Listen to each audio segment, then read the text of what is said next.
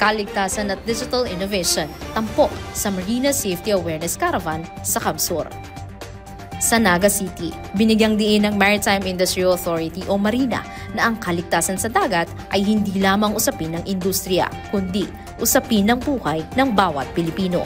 Sa isinagawang Maritime Safety Awareness Caravan, pinagsamang iba't ibang ahensya ng pamahalaan, lokal na liderato at maritime stakeholders upang tugunan ang lumalaking pangangailangan para sa ligtas at modernong biyahe sa karagatan. Ayon kay Marina Regional Director Jeffrey Bangsa, ang pangangalaga sa dagat ay nangangailangan ng disiplina, pagbabantay at higit sa lahat, pagkakaisa. Samantala, ayon naman kay Mayor Lenny Robredo ng Naga City, ang maritima ay higit pa sa transportasyon.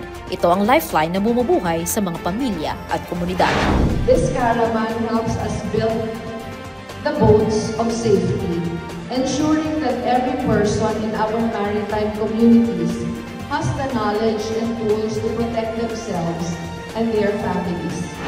Tampok sa programa ang pagpapatupad ng Marina Best, isang makabagong digital system para sa mas mabilis at transparent na certification at ang pagpapatibay ng safety compliance at awareness campaign. Para sa Marina, malinaw ang mensahe.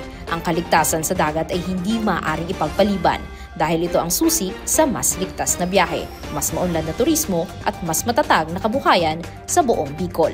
Ito si Merwin Mendoza Andong para sa Marina DigiTV News on Deck.